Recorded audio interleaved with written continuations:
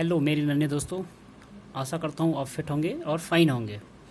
दोस्तों आज हम लेके आए हैं लाइन्स एंड एंगल्स चैप्टर का पार्ट 2। इससे पहले हमने पार्ट 1 पढ़ा था जिसमें हमने लाइन रे और लाइन सेगमेंट के बारे में पढ़ा था और कुछ एंगल्स थे जैसे acute angle, obtuse angle, right angle, straight line angle and reflex angles. आज हम पार्ट 2 में पढ़ेंगे दो और इम्पॉर्टेंट पॉइंट्स के बारे में जो एंगल से रिलेटेड हैं। जैसे पहला इसमें है एडजेसेंट एंगल्स और दूसरा है लीनियर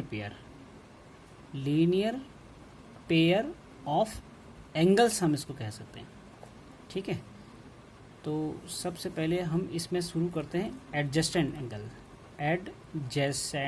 एंगल्स। ठीक है फ्रेंड्स, आइए। आपको ये तो पता ही होगा दोस्तों, जैसे मैंने पहले वीडियो में बनाया था कि एक रे को हम रिप्रेजेंट करते हैं एक एंड पॉइंट से और उसका एक होता है हेड जो आगे प्रोसीड करता रहता है, इस तरह जो मैंने बनाया है। ठीक है, ये होता है रे। तो इस तरह से एक रे मेरे पास ये है, एक रे समझ लो ये है। ठीक है, इन दो रे को मैंने मिलाया है। आप देख सकते हैं मैं इनको ज्वाइन करूँगा। ये है पहला रे, suppose it is the first ray, it is the second रे। फर्स्ट रे ये हो गया और सेकेंड रे हमने इस तरह मिलाया है, यानी कि पहले रे का टेल दूसरे रे के टेल से मिला दिया है। एज इट इज़ मैंने पिक किया और यहाँ रख दिया। पहला वाला ऑलरेडी पिक्ड है, यहाँ पर है। तो इस तरह से दो रे के बीच कोई एक एंगल बना।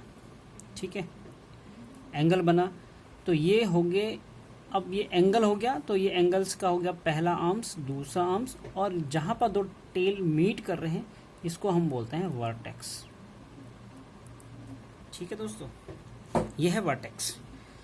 तो इस तरह से अगर हमारे पास ऑलरेडी एक एंगल है, इसी को ले लेते हैं और इसके साथ हमने एक और रे ऐड कर दिया इस तरह से। इट इज़ ये, इसको मान लो आप ओ मान लेते हैं। यहाँ पर एक नाम लिख लेते हैं ए, यहाँ पर एक नाम लिख लेते हैं बी, यहाँ पर लिख लेते हैं सी।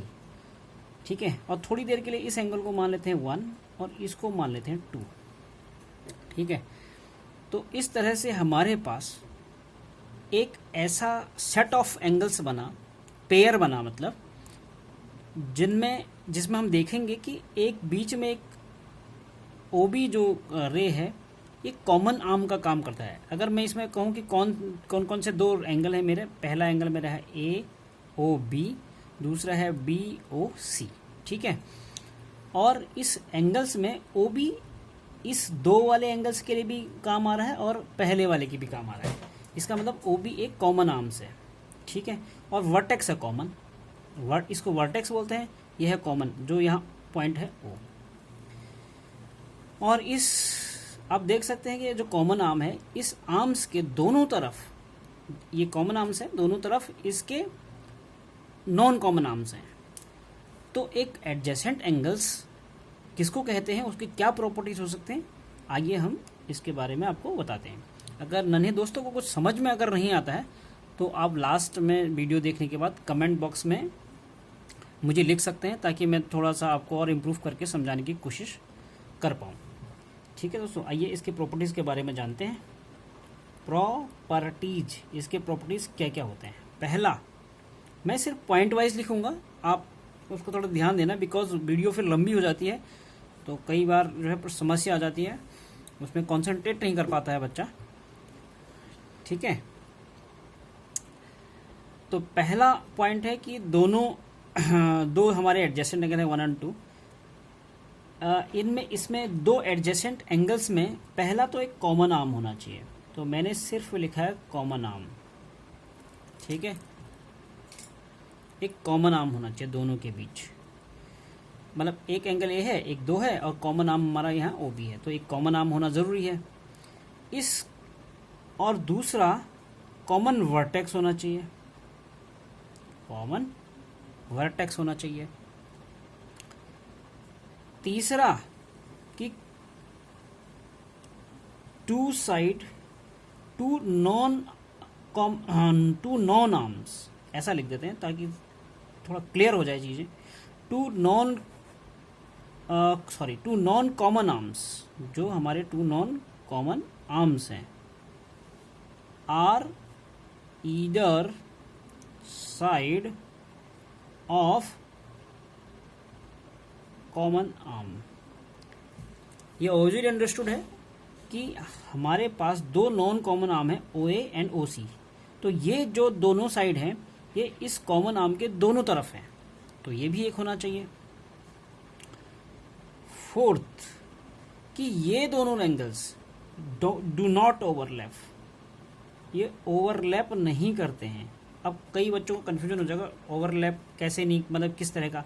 हम ये नहीं कह सकते यहाँ पर कि A O C angle A O B का एडजेसेंट है, नहीं, ये बड़ा हो गया ये छोटा हो गया। जैसे मैं आपको बताता हूँ एक एग्जांपल से, कि आप देख सकते हैं कि एक बड़ा एंगल है जिसको मैंने 2 लिखा है, एक छोटा एंगल से 1 लिखा है। अभी अगर मैं इसको ऐसे प्लेस करूँ इस तरह से, तो आप देख सकते हैं कि इसमें एक ऑरेंज कलर का दिख रहा है या ग्रीन कलर का, अलग अलग दिख रहे हैं ना। तो ये दोनों आपस में एडजेसेंट हैं क्योंकि इनके पास कॉमन वर्टेक्स है, ठीक है। ये कॉमन आर्म है, ये थोड़ा सा इनकम्प्लीट है, थोड़ा सा इसको आगे और बढ़ाएंगे तो ये कॉमन आर्म हो जाएगा। बट अगर मैं इसको ऐसे पढ़ूँ, इसको नीचे रख दूँ और अब इस एंगल को इसके ऊपर कर दूँ, ओवरलैप कर दूँ, तो वो मेरा ढक जाएगा। कहने का मतलब मैं इसको ये नहीं कह सकता कि ए ओ सी एंगल हमारा एडजेसेंट है ए ओ बी के। मैं सिर्फ यही कह सकता हूँ एडजेसेंट एंगल के डेफिनेशन के हिसाब से कि A O B adjacent angle है बी ओ सी का, ठीक है फ्रेंड। तो आई होप कि आप ओवरलैप वाला कॉन्सेप्ट भी आपको समझ आया होगा। नेक्स्ट 5वां पॉइंट हम इसमें देखेंगे कि जैसे माना हमने पहले पढ़ा था, एक कॉम्प्लीमेंट्री एंगल पढ़ा था, कॉम्प्लीमेंट्री था, और इसका स्पेलिंग 1 मिनट, कॉम्प्लीमेंटरी, ठीक है। एंड दूसरा था सप्लीमेंट्री, SUPPLEMENTARY,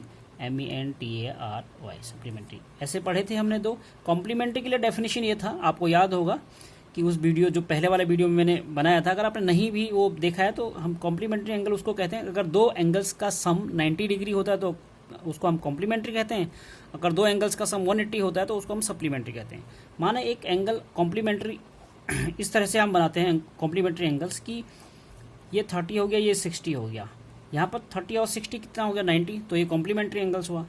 तो अगर मैं एंगल्स को कॉमन वर्टेक्स के बेस पे इस तरह से बनाता हूँ कॉम्प्लीमेंट्री एंगल्स को, यहाँ पर कॉम्प्लीमेंट्री एंगल्स मिला ए ओ बी लिख दो, इसको सी लिख दो, तो ए ओ बी बी ओ सी हमारे कॉम्प्लीमेंट्री एंगल्स हैं बिकॉज इनका सम 90 डिग्री आता है, ठीक है। तो कॉम्प्लीमेंट्री एंगल्स कहने का मतलब ये एडजेसेंट एंगल भी हो सकता है, ये दोनों एडजेसेंट भी तो हैं एडजेसेंट के डेफिनेशन के हिसाब से, यानी कि कॉम्प्लीमेंट्री जो हो सकता है एडजेसेंट हो सकता है, ये एडजेसेंट हो सकता है, ठीक है ना। और सप्लीमेंट्री एंगल भी एडजेसेंट हो सकता है। माना एक रे इस तरफ है, दूसरा ये रे इस तरफ है, तो ये 180 हो गया। इस 180 के ऊपर हम अगर एक और रे ड्रॉप कर दें तो ये एंगल जो भी है और ये एंगल जो भी है, इन दोनों का सम 180 होगा। तो एक तो एक सप्लीमेंट्री हो गया और दूसरा ये एक दूसरे के अगल बगल हैं। तो अगल बगल यानी कि जब भी कभी 2 एंगल्स अगल बगल होते हैं तो हम उनको क्या बोलते हैं कि वो आपस में क्या है, एडजेसेंट एंगल्स, यानी कि एक का पड़ोसी दूसरा, चिपकते हुए, एकदम चिपकते हुए घर हैं। मतलब आपका घर ये है, दूसरे आपका पड़ोसी का घर आपसे चिपकता हुआ है, तो दोनों क्या हैं, एडजेसेंट हैं एक दूसरे के। तो उसी तरह ये इसका कॉमन वर्टेक्स है, माना O it is A, it is B, it is C, तो ये कॉमन आर्म्स है दोनों के लिए, इस वाले एंगल के लिए भी और इस वाले एंगल के लिए भी, और इनके नॉन कॉमन आर्म्स इस कॉमन आर्म्स के दोनों तरफ हैं। तो ये सप्लीमेंट्री को डिफाइन कर सकता है, यानी कि एडजेसेंट एंगल सप्लीमेंट्री हो सकते हैं। देखो सभी इसमें एक ध्यान देने वाली बात है, इसी एंगल्स को, ये 180 वाले डिग्री को अगर हम इसके ऊपर एक और रे ड्रॉप करते हैं जैसे मैंने बताया है, तो इसी एंगल को हम कहते हैं लीनियर पेयर्स ऑफ एंगल्स। इसी को बोलते हैं, क्योंकि ये 180 डिग्री के ऊपर जब भी हम कभी एक रे ड्रॉप कर दें उसके जहाँ पर दो टेल्स मीट कर रहे हैं, तो हम उसको बोलते हैं linear pair of angles. Linear का मतलब कि एक लाइन में है, वो ये कॉमन लाइन जैसी हो गई है, ठीक है। अब वो ये कॉमन लाइन है, ये इस तरह दो रे हैं जो कॉमन जैसे हमें फील हो रहे हैं, तो आप चाहे वो उसको ड्रॉप आप इस तरह को करो थर्ड रे को, तो ये भी आपस में क्या है, linear pair of angles, but at the same time they are also adjacent angles. ये क्या है, एडजेसेंट एंगल्स भी हैं।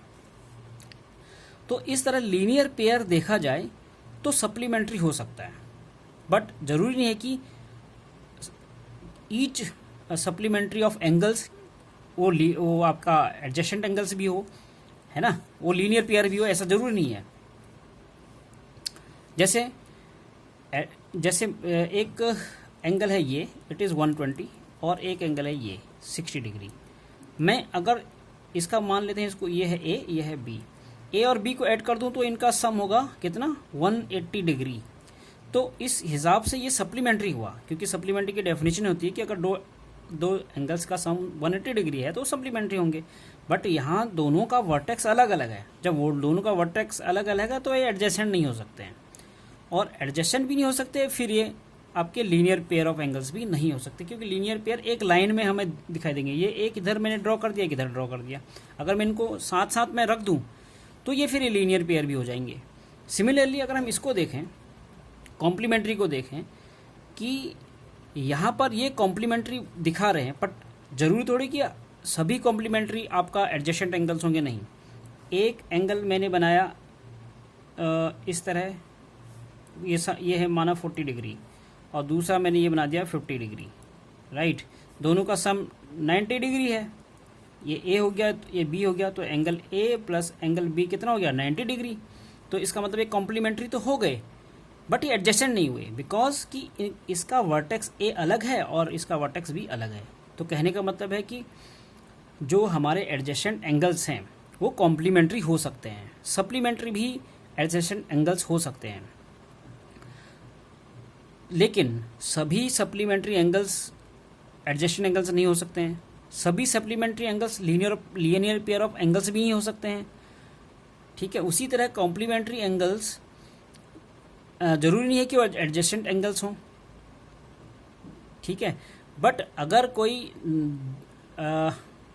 एडजेसेंट एंगल्स 90 डिग्री का सम आता है दोनों एडजेसेंट एंगल्स का, तो वो कॉम्प्लीमेंट्री एंगल्स भी कहलाएंगे, ठीक है फ्रेंड्स। तो इस तरह से हमने 4-5 प्रॉपर्टीज़ जो पढ़ी वो काफ़ी हैं आपको ये बताने के लिए कि दो एंगल्स कब एडजेसेंट होते हैं और लीनियर पेयर कब होता है। लीनियर पेयर का फिर से मैं आपको बता दूं कि 180 डिग्री होना चाहिए दोनों रे के बीच का एंगल, यानी कि एक रे दूसरे रे के अपोजिट होना चाहिए।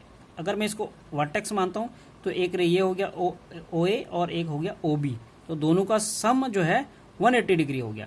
अगर मैं इसके ऊपर एक ड्रॉप कर देता हूँ रे, तो ये एंगल बी ओ सी, इसको सी मान लें, तो बी ओ सी ओ ए के क्या हो गया, एडजेसेंट हो गया। तो यहाँ पर ये एडजेसेंट भी है, ठीक है, सप्लीमेंट्री भी है, और आपका लीनियर पेयर भी है, लीनियर पेयर भी है। तो जैसे ही हम इस 180 को अगर अलग 180 की बजाय अगर हम कुछ और एंगल करें, माना ये 120 है, तो एडजेसेंट तब भी रहेगा तब, लेकिन सप्लीमेंट्री नहीं रहेगा, लीनियर पेयर भी नहीं रहेगा, तो एडजेसेंट तब भी रहेगा। और लीनियर पेयर तब नहीं रहेगा जब हम इन दोनों को अलग अलग कर दें, ऐसे मतलब कुल मिला के अगर मैं इसको सी ओ बी इस तरह कर दूं और ये इस तरह कर दूं, अब ये ओ तो या तो इसके साथ चला जाएगा या इस वाले एंगल के साथ चला जाएगा। तो यहाँ पर माना ये हो गया ओ और ये हो गया ओ डैश, यानी कि ये अलग है, ये अलग है, ये B it is C dash, it is A dashed, इसको भी ये बी अपने आप रहेगा, इससे कोई फ़र्क नहीं पड़ेगा। और इस तरह से दो अलग अलग एंगल कर दिए तो दोनों का वर्टेक्स अलग अलग हो गया। जब वर्टेक्स अलग अलग हो गया तो ये फिर सप्लीमेंट्री होंगे, बिकॉज हमने ये दोनों एक ही लाइन में ड्रॉ किए हैं ना। तो अगर मान लिया जाए ये 30 डिग्री है और ये आपका 150 डिग्री है, मान लेते हैं, अगर 150 नहीं तो हम इसको थोड़ा इस तरह कर लें, तो 150 डिग्री है, तो ये दोनों 180 हो गया, तो 180 का मतलब सप्लीमेंट्री हो गए, बट ये लीनियर पेयर नहीं हुए, बिकॉज ये जो है अब अलग अलग हो गए, और ना ये एडजेसेंट हुए, क्योंकि ये दोनों फिर अलग अलग हो गए। तो अलग अलग होने से एडजेसेंट की प्रॉपर्टी भी इनकी हट जाती है और लीनियर पेयर की प्रॉपर्टी भी हट जाती है, और ये सिर्फ रहता है सप्लीमेंट्री एंगल्स। तो मेरे नन्हे दोस्तों, इस एनालिसिस से जो आपको समझ आया होगा कि लीनियर पेयर क्या होता है, लीनियर पेयर ऑफ एंगल्स क्या होता है, और एडजेसेंट एंगल्स किसको कहते हैं। और अगले पार्ट में हम डिस्कस करते हैं कि जो भी इस चैप्टर से हमारे और भी इम्पॉर्टेंट पॉइंट्स रह गए हैं उनको। फ़िलहाल के लिए इतना ही। अगर आपके कुछ समझ में नहीं आया तो आप कमेंट बॉक्स में ज़रूर लिखें। धन्यवाद।